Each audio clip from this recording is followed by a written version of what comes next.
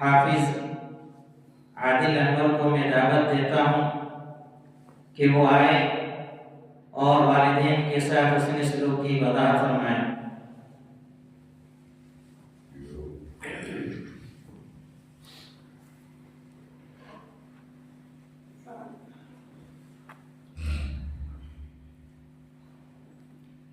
السلام علیکم ورحمۃ اللہ وبرکاتہ۔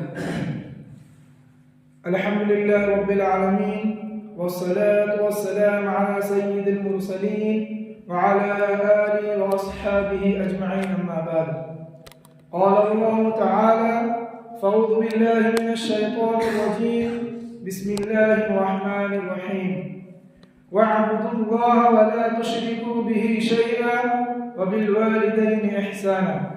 محترم سامعین اور میرے عزیز ساتھیوں اور پردہ نشین ماں بہنوں، آج اس بابرکت محفل میں میری تقریر کا عنوان ہے والدین سے حسن سلوک۔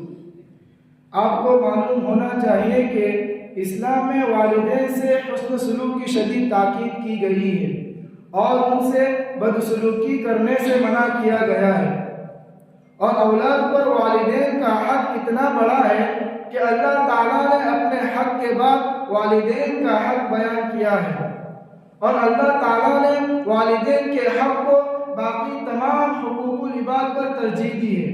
اسی طرح رسول اللہ صلی اللہ علیہ وسلم نے بھی والدین کی نافرمانی کرنے اور انہیں تکلیف پہنچانے کو کبیرہ گناہ قرار دیا ہے۔ قرآن مجید میں والدین سے حسن سلوک کرنے کا حکم اللہ تعالیٰ نے قرآن مجید میں کئی مقامات پر والدین سے اچھا برتاؤ کرنے کا حکم دیا ہے، جیسا کہ اللہ تعالیٰ کا ارشاد ہے وَاعْبُدُوا اللَّهَ وَلَا تُشْرِكُوا بِهِ شَيْئًا وَبِالْوَالِدَيْنِ إِحْسَانًا، اور تم اللہ تعالیٰ کی عبادت کرو اور اس کے ساتھ کسی کو شریک نہ کرو، اور والدین سے حسن سلوک کرو۔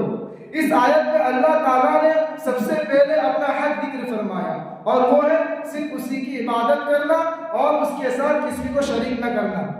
پھر اس کے بعد والدین کا حق ذکر فرمایا، اور وہ ہے صرف اس کے ساتھ اچھا برتاؤ کرنا۔ پھر پڑوسیوں، پھر یتیموں، مسکینوں، مسافروں وغیرہ کا حق ذکر فرمایا۔ اس بات سے پتہ چلتا ہے کہ اللہ تعالیٰ کے حق کے بعد سب سے اہم حق والدین کا حق ہے، اور والدین کے حق کو حقوق العباد میں سب سے مقدم حق رکھا ہے۔ اور ایک جگہ اللہ تعالیٰ فرماتا ہے قُلْ تَعَالَوْا أَتْلُ مَا حَرَّمَ رَبُّكُمْ عَلَيْكُمْ أَلَّا تُشْرِكُوا بِهِ شَيْئًا وَبِالْوَالِدَيْنِ إِحْسَانًا، اور آپ کہہ دیجئے کہ آؤ میں تمہیں پڑھ کر سناؤں کہ تمہارے رب نے تم پر کیا کچھ حرام کیا ہے، اور وہ یہ باتیں ہیں کہ تم اللہ تعالیٰ کے ساتھ شرک نہ کرو اور والدین سے اچھا برتاؤ کرو۔ اس آیت میں اللہ تعالیٰ نے سب سے پہلے جن چیزوں سے روکا گیا ہے اس کا ذکر فرمایا، اور وہ ہے کہ اللہ تعالیٰ کے ساتھ شرک نہ کرنا۔ پھر والدین سے حسن سلوک کرنے کا حکم دے کر ان کی نافرمانی کرنے کو حرام کر دیا۔ اس سے آپ اندازہ لگا سکتے ہیں کہ والدین کی نافرمانی کرنا اللہ تعالیٰ کے ہاں کتنا سنگین جرم ہے۔ میرے اسلامی بھائیوں، ماں راتوں کو جان بچا کر بچے کے آرام پر اپنا آرام قربان کرتی ہے، اور باپ بچہ اور اس کی ماں دونوں کے اخراجات کو برداشت کرتا ہے، پھر اس کی تربیت پر پورا تعاون کرتا ہے، تب جا کر انسان کا بچہ بڑا ہوتا ہے۔ اور حقیقت تو یہ ہے کہ اگر اللہ تعالیٰ نے والدین کے دل میں اپنے اولاد کے لیے بے پناہ محبت کا جذبہ نہ رکھ دیا ہوتا تو انسان کے بچے کی کبھی تربیت نہ ہو سکتی۔ اب اگر انسان والدین کو بڑھاپے کی حالت میں بے یار و مددگار چھوڑ دے اور ان کی طرف توجہ نہ کرے یا ان سے گستاخی سے پیش آئے تو اس سے زیادہ ظلم کیا ہی ہو سکتا ہے۔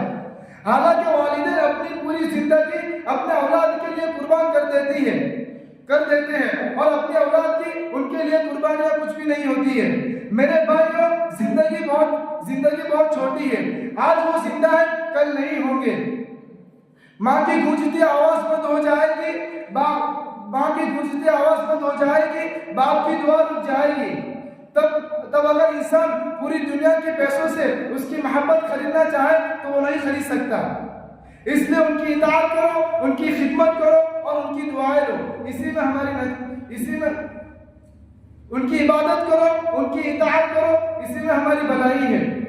اور اللہ تعالیٰ نے والدین سے حسن سلوک کرنے کے حکم کرنے کے بعد فرمایا کہ وہ دونوں یا ان میں سے کوئی ایک جب بڑھاپے کی حالت میں پہنچ جائے تو تم نے ان کے حق میں 5 باتوں کی پابندی کرنی ہے، اور وہ یہ ہے: نمبر 1، والدین سے اف تک نہ کہنا۔ اس سے مراد کوئی ایسا کام یا کوئی ایسی بات ہے جن سے ان کو ذہنی یا روحانی تکلیف پہنچے، لہذا اولاد پر لازم ہے کہ وہ ان سے نرمی اور اچھے انداز سے بات کرے۔ نمبر 2 کہ تم انہیں ہرگز نہ جھڑکنا، وہ اس لیے کہ بڑھاپے کی حالت میں ان کا مزاج چڑچڑا سا ہو جاتا ہے اور ان کی کسی بات پر اولاد کو غصہ بھی آ سکتا ہے، تو اولاد کو تاکید کی گئی ہے کہ وہ ان سے ان کی باتوں کو برداشت کرے اور ان سے الٹی سیدھی باتیں نہ کرے۔ نمبر 3، والدین سے بات کرو تو عزت اور احترام کو حاضر رکھتے ہوئے بات کرو۔ نمبر 4، والدین پر رحم اور ترس کرتے ہوئے ان کے ساتھ عاجزی اور اختصاری کے ساتھ جھک کر رہو۔ بعض مفسرین کہتے ہیں کہ جس طرح چڑیا اپنے چوزوں کو اپنے پروں میں ڈھانک لیتی ہے اور ہر طریقے سے اس کی حفاظت کرتی ہے، اسی طرح جب اولاد جوان ہو جائے اور ان کے والد بڑھاپے کی حالت میں پہنچ جائے تو ان کو بھی اسی طرح حفاظت کرنی چاہیے اور ان کے ساتھ عاجزی اور اختصاری کے ساتھ رہنا چاہیے۔ نمبر 5، والدین سے حسن سلوک کرنے کے ساتھ ساتھ ان کے لیے دعا بھی کرنی چاہیے، اور وہ یہ ہے: رب ارحمہما کما ربیانی صغیرا، اے ہمارے رب ان پر رحم فرما جس طرح انہوں نے بچپن میں ہماری پرورش کی۔ میرے اسلامی بھائیوں، والدین سے حسن سلوک کرنے کے کچھ فضائل ہیں، اور وہ یہ ہے: نمبر 1، والدین سے حسن سلوک کرنا اللہ کو محبوب اعمال میں سے ہے۔ نمبر 2، والدین کی خدمت کرنا بھی جہاد ہے۔ نمبر 3، والدین کی خدمت کرنا جنت میں لے جانے والا عمل ہے۔ نمبر 4، والدین سے حسن سلوک کرنا بڑے گناہوں کا کفارہ ہے۔ نمبر 5، والدین کی رضا میں اللہ تعالیٰ کی رضا ہے۔ نمبر 6، والدین سے حسن سلوک کرنے سے عمر میں اور رزق میں برکت ہوتی ہے۔ نمبر 7 اور آخری، جو شخص والدین سے حسن سلوک کرتا ہے اس کی دعائیں قبول ہوتی ہے۔ آخر میں اپنی بات کو ایک حدیث سے ختم کرتا ہوں، جیسا کہ حضرت عبداللہ بن عمر رضی اللہ عنہ سے روایت ہے: ثلاثة لا ينظر الله إليهم يوم القيامة، کہ قیامت کے روز اللہ تعالیٰ 3 قسم کے لوگوں کی طرف دیکھنا تک گوارا نہیں کرے گا۔ نمبر 1، العاق لوالدہ، والدین کی نافرمانی کرنے والا۔ نمبر 2، ومدمن الخمر، ہمیشہ شراب نوشی کرنے والا۔ نمبر 3، والمنان عطاہ، اور احسان جتانے والا۔ اور آگے فرمایا: وثلاثة لا يدخلون الجنة، اور 3 قسم کے لوگ جنت میں داخل نہیں ہوں گے۔ نمبر 1، العاق لوالدہ۔ نمبر 2، دیوس، یعنی جس کے گھر میں بدکاری ہو رہی ہو اور وہ اسے خاموشی سے دیکھتا رہتا ہو۔ نمبر 3، والرجلۃ، اور وہ عورتیں جو مردوں جیسی مشابہت اختیار کرتی ہو۔ آخر میں اللہ تعالیٰ سے دعا ہے کہ اللہ تعالیٰ ہم سب کو والدین کی اطاعت کرنے اور ان کے حقوق کو ادا کرنے کی توفیق عطا فرمائے۔ آمین۔ وآخر دعوانا ان الحمد للہ رب العالمین۔ السلام علیکم ورحمۃ اللہ وبرکاتہ۔